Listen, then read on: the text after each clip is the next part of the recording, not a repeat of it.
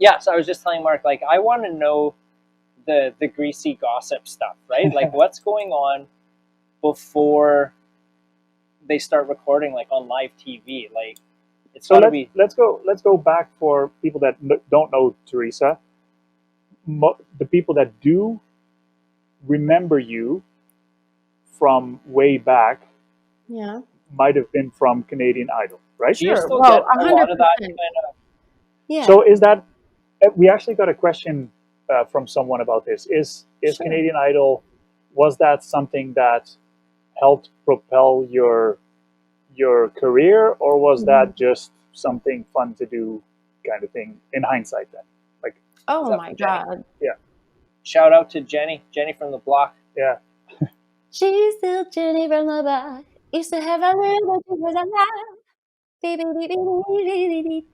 Well, honestly, it's an impossible question to answer because nobody really knows how I started from the very beginning. Like, this is going to be like a bit of a left turn, but I was a jazz singer, okay? Like the most wholesome. I had a folk fusion band in shout out to my old folk fusion band in college, Fagoo, which if anyone can find any of that on the internet, I challenge you to hear our prog rock folk fusion band that cleared out Reds in Edmonton every time we played. Nice. But nobody really knows that when I started on Idol, it's not because I tried out for Idol, okay?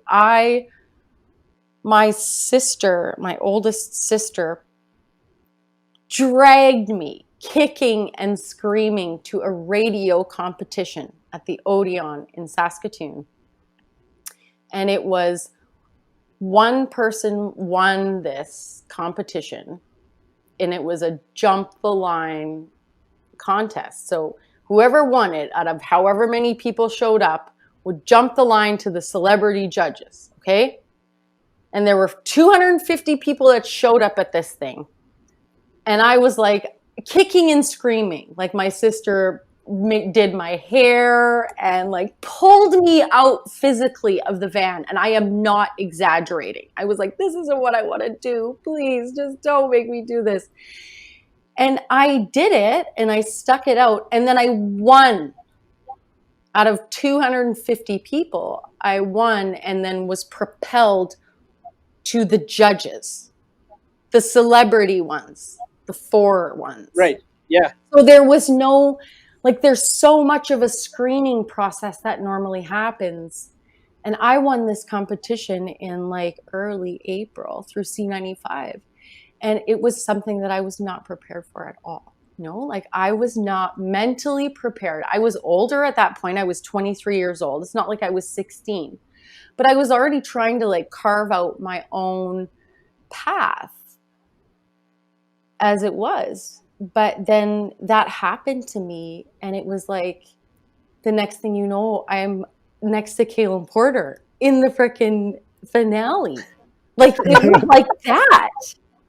And I had no plan. I had absolutely no plan. But of course, it propelled me. Of course, the competition propelled my career. I met so many slugs along the way, though. Like, so many people that just took advantage of me so much, including like people that I trusted so much. And those are hard things to take. But like, this is what I'm saying about like rejection is the most important thing to like gain perspective and insight. And if you can like, it's the long game that you have to kind of concentrate on. If you can really be mindful and not allow yourself to rush the rejection too soon, because rejection is inevitable. And if you're not being rejected in the music industry, then it's easy. It's too easy, and you don't have anything to write about anyway. So what's the fucking point? Yeah, Like, right. how can you come and try and gain perspective, if you haven't had heartbreak, if you haven't had bankruptcy, if you haven't had like just immense grief, how can you even believe that you can process your emotions and have the responsibility as a songwriter to portray those to people? Like that is like my biggest and most heart treasured skill in my life, is to be a songwriter. Like that is just something that is ancestral and deeply inside of me. And the rejection that I have faced in the last 16 years, as heartbreaking as it is, it's just fucking fuel, baby. You know, it's fuel. It's fuel.